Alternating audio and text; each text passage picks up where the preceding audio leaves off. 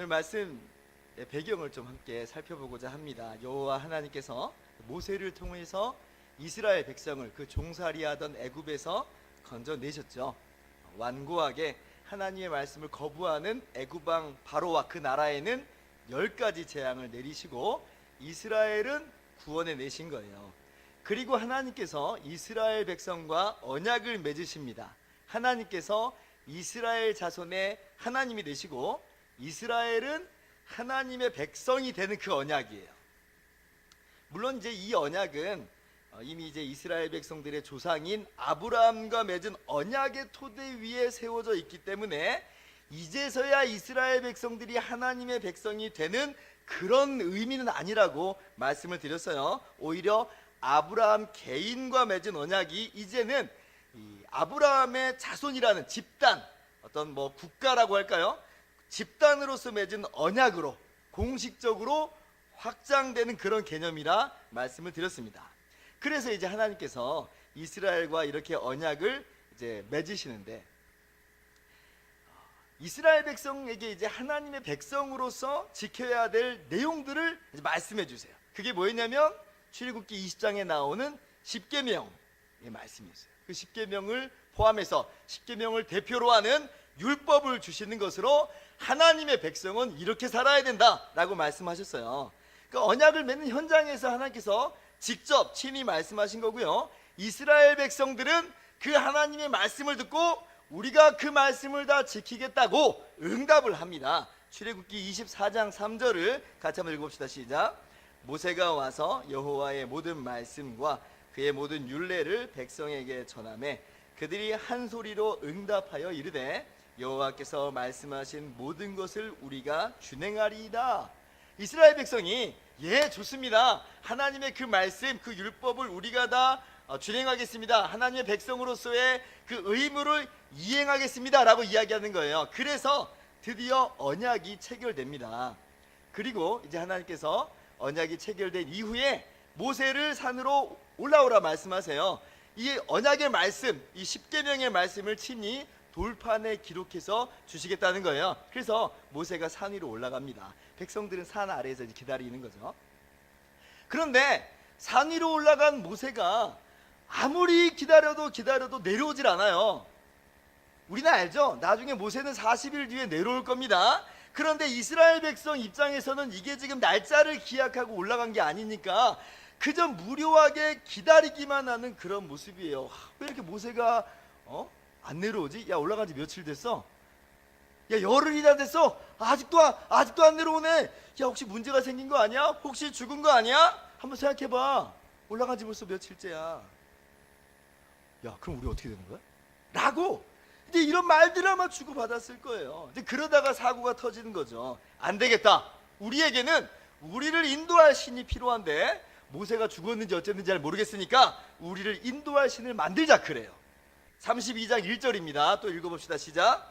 백성이 모세가 산에서 내려옴이 더딤을 보고 백성이 아론에게 이르러 말하되 일어나라 우리를 위하여 우리를 인도할 신을 만들라. 이 모세 곧 우리를 애굽 땅에서 인도하여 낸 사람은 어찌 되었는지 알지 못함이니라. 이스라엘 백성들이 지금 시내산에서 영원히 머물 거 아니에요. 이스라엘 백성들은 이제 가나안 땅으로 가야 돼요. 가나안 땅으로 가기로 지금 계획했었어요. 지금 가나안 땅이 목적지라는 거예요. 근데 가나안 땅까지는 한참 남아있고 가나안 땅에는 또 쫓아내야 될 이방 민족이 있었죠. 그런데 지금 모세가 없어져 버렸어요.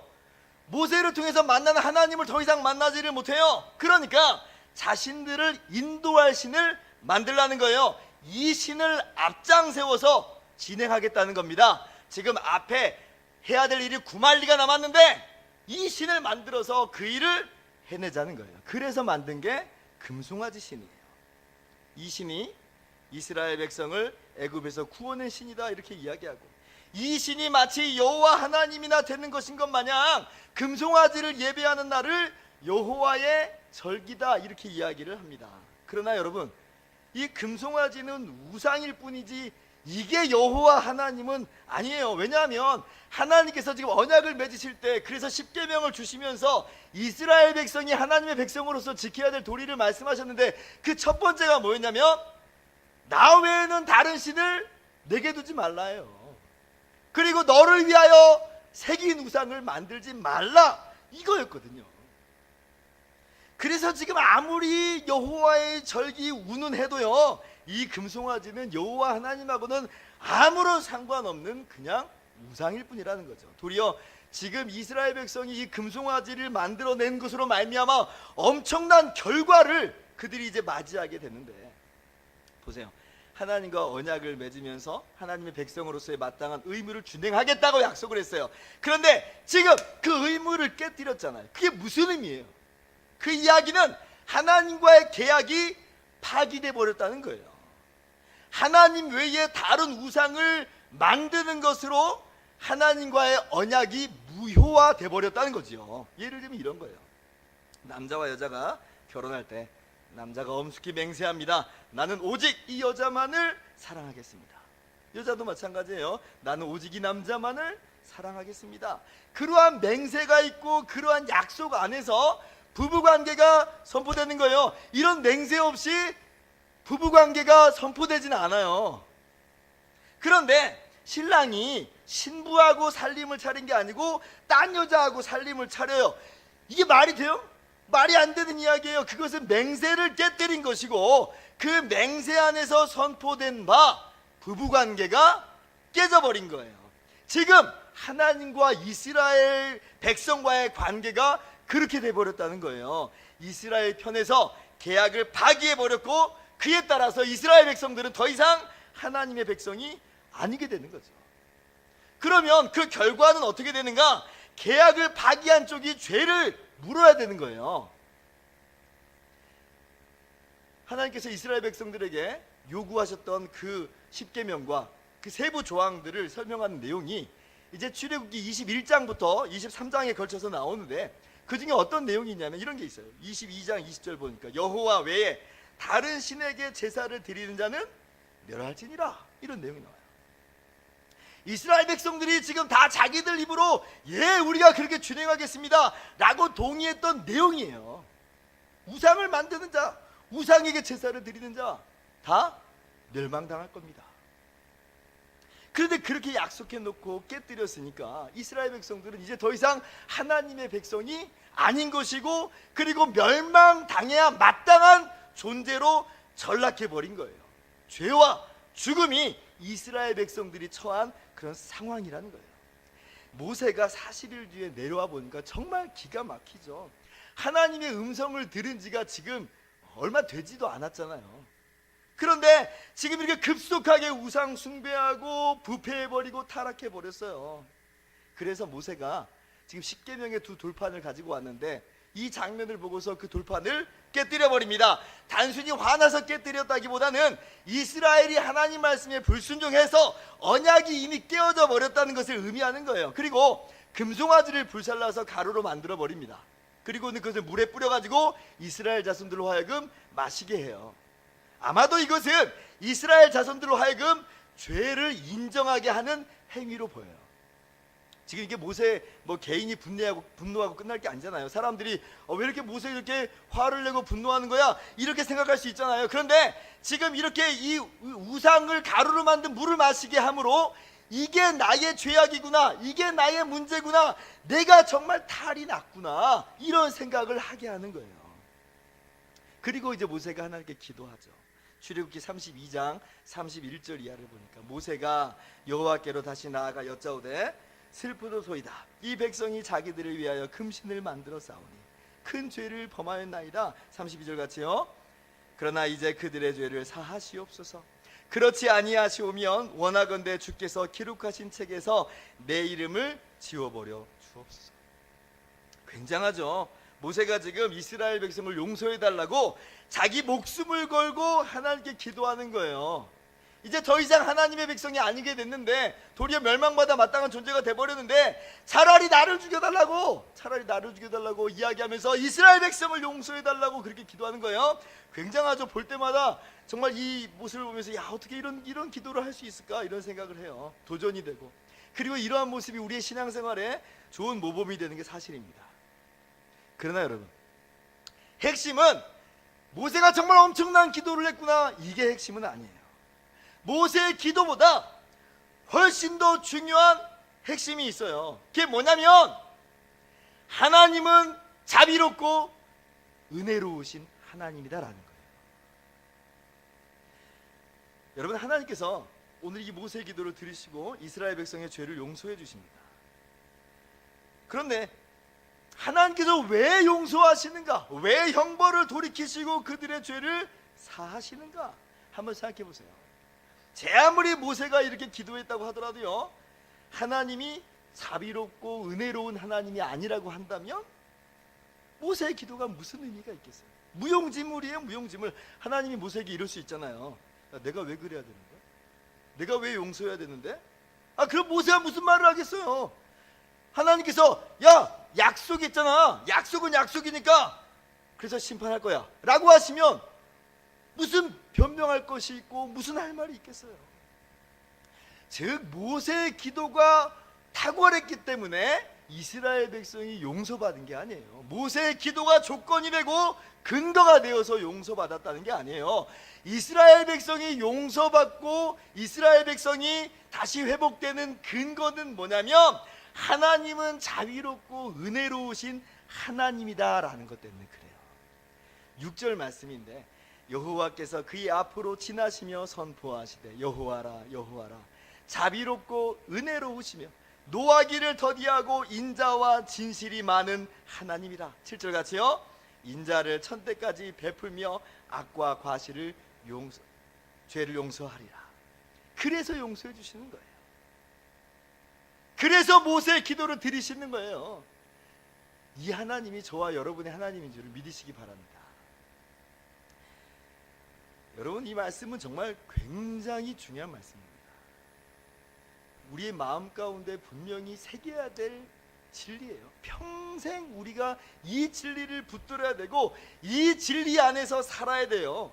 여러분의 인생을 영원히 안전하게 지탱하는 말씀이 바로 이 말씀이에요. 하나님은 자비롭고 은혜롭고 노하기를 더디하시고 인자와 진실이 많은 하나님이라. 왜 그래요? 우리는 사실 이 말씀 아니면 모두 죽은 목숨이거든요. 우리 모두 다 죄인이잖아요. 이스라엘 백성보다 더하면 더했지 우리는 덜하지 않아요. 그러나 우리가 여전히 살아서 우리가 영생을 누리는 이유가 뭐예요? 바로 이 말씀 때문에 그래요. 하나님은 자비롭고 은혜로우신 하나님이라는 거예요. 정말 놀라운 말씀이에요. 여러분, 이스라엘의 모습은 사실 이 한 번으로 끝나질 않습니다. 이스라엘 백성들의 치명적인 죄악은 더 있어요. 이제 시내산을 벗어나서 가나안 땅 입구에 도착합니다. 근데 이제 가나안 땅을 정탐하니까 이건 도저히 자신들의 힘으로 정복할 수가 없는 거예요. 그 땅을 정탐해 보니까 크고 강한 성벽이 있어요. 그 땅 주민들은 용사들이에요. 너무 강력한 그런 세력이에요. 근데 이제 그들하고 자신들을 비교해 보니까 우리 자신은 마치 메뚜기 같다는 거예요. 너무 별 볼 일 없고 형편없다는 거죠. 그래서 우리는 가나안 땅을 정복할 수 없다, 이렇게 생각하면서 밤새도록 통곡하면서 울어요. 원망하고 탄식합니다. 그러면서 하는 말이 모세 말고 다른 지휘관을 세워서 애굽으로 돌아가자 그래요. 애굽으로 돌아가자. 아니에요, 우리 할 수 있어요 라고 말하는 여호수아와 갈렙을 향해서는 도리어 돌을 들어서 쳐 죽이려고 그래요. 이게 뭐예요? 자신들을 애굽에서 구원해내신 하나님을 부인하고 가나안 땅으로 인도하시겠다고 하는 하나님을 믿지 못하며 그들의 주인 되시는 하나님을 반역하는 그런 모습이에요. 애굽으로 돌아가자잖아요. 한 지휘관, 모세 말고 하나님 말고 다른 지휘관 세우자는 거잖아요. 그래서 하나님께서 그때에도 이스라엘 백성들을 진멸하시겠다고 합니다. 지금 금송아지를 만들었을 때하고 똑같아요. 그런데 그때에도 모세가 기도하는데 뭐라고 기도하냐면 오늘 이 본문 말씀을 인용하면서 기도해요. 민수기 14장 18절을 보니까 여호와는 노하기를 더디하시고 인자가 많아 허물과 죄악과 허물을 사하시나 형벌받을 자는 결단코 사하지 아니하시고 아버지의 죄악을 자식에게 갚아 3, 4대까지 이르게 하리라 하셨나이다. 19절 같이요. 구하옵나니 주의 인자 이 백성의 죄악을 사하시되 애굽에서 지금까지 이 백성을 사하신 것 같이 사하시옵소서. 모세가 기도합니다. 무엇을 힘입어서? 하나님의 자비와 은혜를 힘입어서 그것을 근거로 하여 하나님께 또다시 용서해달라고 기도하는 거예요. 그리고 정말 놀라운 것은 이때에도 하나님께서 여전히 금송아지 사건 때도 용서하신 것과 같이 이때에도 이스라엘을 용서하시더라는 거예요. 내 말대로 내가 사하노라. 정말 놀라워요. 반복되는 죄악들이에요. 그것도 치명적인 죄악들이 반복되고 있어요. 그러나 그럼에도 불구하고 하나님은 동일하게 용서하시더라. 정말 얼마나 엄청난 말씀이죠. 제가 여러분에게 묻고 싶은 게 있습니다. 여러분에게 있어서 하나님의 자비의 깊이는 어느 정도입니까? 여러분이 생각하고 있는 하나님의 은혜의 높이는 어느 정도입니까? 하나님은 100번까지 정도만 용서하실까요? 10,000번 정도의 죄도 용서하실까요? 내 죄의 크기가 하늘만큼 된다고 해도 과연 나를 용서하실까요? 에이, 그렇지는 않으실 거야. 어떻게 그렇게까지 용서하실까? 아니에요, 여러분. 여러분의 죄가 하늘만큼 많다고 해도 하나님은 하늘보다 크고 높으신 하나님이기 때문에 여전히 우리의 죄악을 용서하세요. 이러한 하나님의 은혜로우심의 정점이 어디서 나타나냐면 바로 예수님의 이 땅에 오심과 예수님께서 우리를 위해서 십자가에서 죽으심에서 나타나요. 요한복음 1장 14절 보니까 말씀이 육신이 되어 우리 가운데 거하시네 우리가 그의 영광을 보니 아버지의 독생자의 영광이요 은혜와 진리가 충만하더라. 16절 같이요. 우리가 다 그의 충만한 데서 받으니 은혜 위에 은혜로라. 오늘 말씀하고 똑같아요. 은혜와 진실이 있어요. 그리고 그것이 충만하다 이야기합니다. 여러분, 하나님께서 왜 사람이 되어 오셨어요? 그것은 하나님이 은혜로우신 하나님이기 때문에 그래요. 왜 하나님이 우리를 대신해서 십자가에서 죽으셨어요? 마찬가지예요. 은혜의 하나님이기 때문에 기꺼이 우리의 죄를 대신 짊어지신 거예요. 자비의 은혜의 하나님은 마땅히 자기 죄값을 치러야 되는 그 사람에게 죄값을 묻지 않으세요. 도리어 당신이 치는 그 죄값을 담당하시고 치러주세요. 자비의 은혜 하나님은 천국 영생을 받을 자격이 없는 사람인데 그 사람에게 거저 호의를 베풀어 주시고 천국 영생을 선물로 주십니다. 이것을 우리는 다른 말로 하나님의 완전한 사랑이다 그렇게 해요. 완전한 사랑이다. 로마서 5장 8절 말씀입니다. 우리가 아직 죄인 되었을 때에 그리스도께서 우리를 위하여 죽으심으로 하나님께서 우리에게 대한 자기의 사랑을 확증하셨느니라. 예수님의 십자가가 하나님의 자비의 최종판이라는 거예요. 하나님의 은혜의 정점이라는 거예요. 하나님의 완전한 사랑의 확증이라는 겁니다. 그래서 저와 여러분은 하나님의 사랑 안에 거하는 거예요. 주님의 성육신은, 주님의 십자가는 하나님의 완전한 사랑으로 우리에게 주신 것이다. 여러분, 하나님께서 저와 여러분을 완전한 사랑으로 사랑하심을 믿으시기 바랍니다. 우상 숭배한 적 있으십니까? 우상 숭배해 본 사람이라면 두려움이 있을 수 있어요. 난 우상 숭배자였는데 나 같은 자 용서하실까? 하나님께 반역해 본 사람이라면 공포심이 있을 수 있어요. 나 혹시 버림받은 사람 아닐까? 하나님 나 버리시진 않을까? 주님을 부인하고 저주하고 맹세했던 사람이라면, 베드로가 그랬던 것처럼 그런 사람이라면 그 마음 가운데 절망이 있을 수 있어요. 무슨 수를 써도 나는 일어날 수 없어. 아니에요. 그렇지 않아요. 하나님의 자비로우심과 은혜로우심과 노하기를 더디하심, 인자와 진실이 많으신 하나님은 우리를 용서하시는 하나님이에요. 요한일서 4장 말씀 보면 하나님이 우리를 사랑하시는 사랑을 우리가 알고 믿었노니 하나님은 사랑이시라. 18절 같이요. 사랑 안에 두려움이 없고 온전한 사랑이 두려움을 내어쫓나니 두려움에는 형벌이 있음이라. 두려워하는 자는 사랑 안에서 온전히 이루지 못하였느니라. 온전한 사랑이 두려움을 내어쫓는다 그래요. 그렇기 때문에 우리는 하나님의 완전한 사랑을 받았으므로 모든 두려움과 공포를 이겨내는 거예요. 오늘 이 진리를 마음 가운데 새긴 사람들은 절망 속에서도 그래서 하나님께 나아가는 거예요. 그리고 이 말씀 붙들고 기도하고 회개하는 거죠. 자비롭고 은혜로우시며 노하기를 더디하시는 하나님, 인자와 진실이 많으신 하나님, 나의 죄를 용서하여 주십시오. 기도하는 거예요. 그리고 하나님은 그 기도를 들으시고 용서하세요. 여러분, 오늘 이 말씀은 여러분 귀에 딱지가 들어앉을 만큼 듣고 또 들으셔야 됩니다. 그래야지 죄의 무서운 정죄 앞에서 우리가 무너지지 않아요. 종교개혁자 루터에 대해서 여러분 한 번 정도 들어보셨을 거예요. 오직 믿음으로 말미암아 우리가 의롭다함을 얻는다라고 하는 이 위대한 성경의 진리를 다시 한번 발견하는 것으로 많은 사람들이 이 은혜를, 이 유익을 누리게 했어요. 루터는 그리고 정말 경건한 사람이었습니다. 루터의 반대자들조차도 루터에 대해서 이 루터의 교리를 가지고는 막 공박이 있었을지언정 루터의 삶을 가지고 뭐라고 말하는 사람은 없어요. 왜냐하면 그만큼 루터는 경건한 삶을 살았으니까. 그런데 루터를 괴롭힌 것이 몇 가지가 있는데 그 중에 하나가 우울증이에요.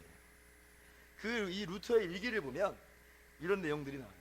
일주일 이상을 죽음과 지옥의 문턱에 서 있었던 것 같다. 사지가 떨리는 진통으로 죽을 것 같다. 이런 묘사가 나와요. 극심한 우울증을 겪은 겁니다. 이 우울증의 내용이 그럼 뭐였느냐? 그게 뭐냐면 하나님이 선하신 분이라는 것과 그 하나님이 나에게도 선하실 수 있다는 믿음이 상실되는 우울증이에요. 이게 지금 루터 자신이 한 말이에요. 굉장히 아이러니하죠.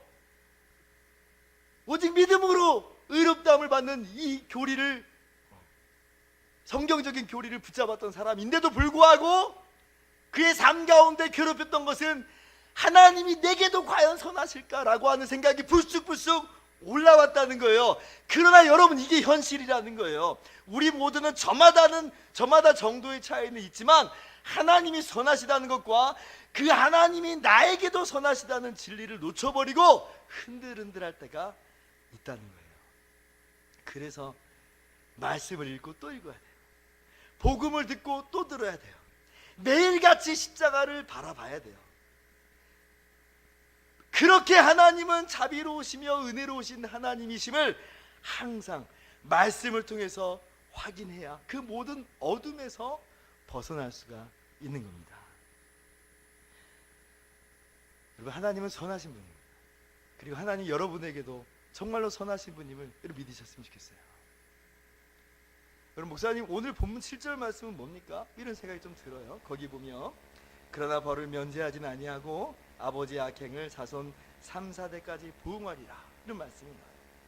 이 말씀 보면 또 갑자기 두려움이 찾아와요. 목사님 이거 보세요. 나는 죄인인데 나는 끝장난 거예요. 지금 난 내 죄 때문에 벌 받고 있는 거예요. 이런 마음이 불쑥불쑥 들어요. 이 말씀의 의미를 한마디로 설명하자면 이런 겁니다. 하나님의 자비는 영원하고 하나님의 벌은 잠깐이라는 거예요. 다시 말하자면 벌 주시는 하나님의 방점이 찍혀 있는 게 아니고 하나님의 자비와 은혜와 인자가 천대까지 있는 것에 방점이 찍혀 있어요. 여러분 3, 4대가 긴 것처럼 보이죠. 그러나 1000대에 비교한다면 3, 4대는 아무것도 아니에요. 인자하심이 1000대까지 계속되는데 어떻게 거기에 견주거나 비교할 수 있겠어요? 이 말씀을 시편 103편이 인용을 하는데 이렇게 인용을 합니다. 여호와는 긍휼이 많으시고 은혜로우시며 노하기를 더디하시고 인자하심이 풍부하도다. 똑같은 이야기죠. 9절 말씀 같이 읽어봅시다. 시작. 자주 경태하지 아니하시며 노를 영원히 품지 아니하시리로다. 약간 다르게 표현됐을 뿐이지 다른 내용을 말하는 게 아니에요.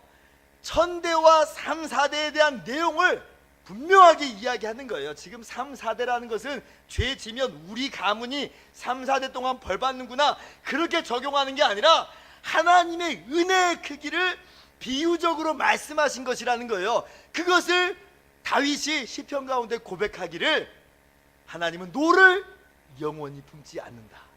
그러나 하나님의 은혜는 영원하다는 거예요. 하나님의 진노, 하나님의 심판 없지 않아요. 있어요. 그러나 하나님의 은혜 가운데 있는 사람에게는 그것이 영원한 진노가 될 수 없어요. 도리어 그것은 마치 아버지가 자녀를 징계하는 것 같은 그런 징계라는 거예요. 즉 하나님께 은혜 받았다고 해서 자칫 방종하거나 교만하거나 나태하게 되는 그 사람들에게 이 따끔한 회초리를 드는 것과 같이 마치 그것이 하나님의 영원하신 은혜와 방불할 정도의 진노와 형벌은 아니라는 거죠. 하나님께 벌 받을 때는 굉장히 아플 수 있어요. 그러나 그것은 영원한 진노가 아니고 그것은 우리를 멸망시키는 진노가 아니에요. 영원한 것은 하나님의 은혜예요. 하나님의 은혜, 하나님의 자녀인 우리들에게 하나님의 은혜와 하나님의 자비가 영원하다는 것을 여러분 믿으시기 바랍니다. 말씀 마치도록 하겠습니다. 오늘 여러분 오늘 이 말씀만 기억하기를 소망합니다. 가능한 한 이 말씀을 통째로 외웠으면 좋겠어요. 그래서 길에 갈 때든지 뭐 집에 있든지 일하든지 아니면 그냥 쉬고 있든지 마음 가운데 항상 품는 말씀이 되기를 소망합니다. 여호와로라 자비롭고 은혜롭고 노하기를 더디하시고 인자와 진실이 많은 하나님이다. 이 말씀이 여러분의 생명줄인 줄을 알고 이 말씀을 여러분의 마음 가운데 깊이 새기면서 하나님께 나아가는 여러분 모두가 되기를 주님의 이름으로 축원합니다.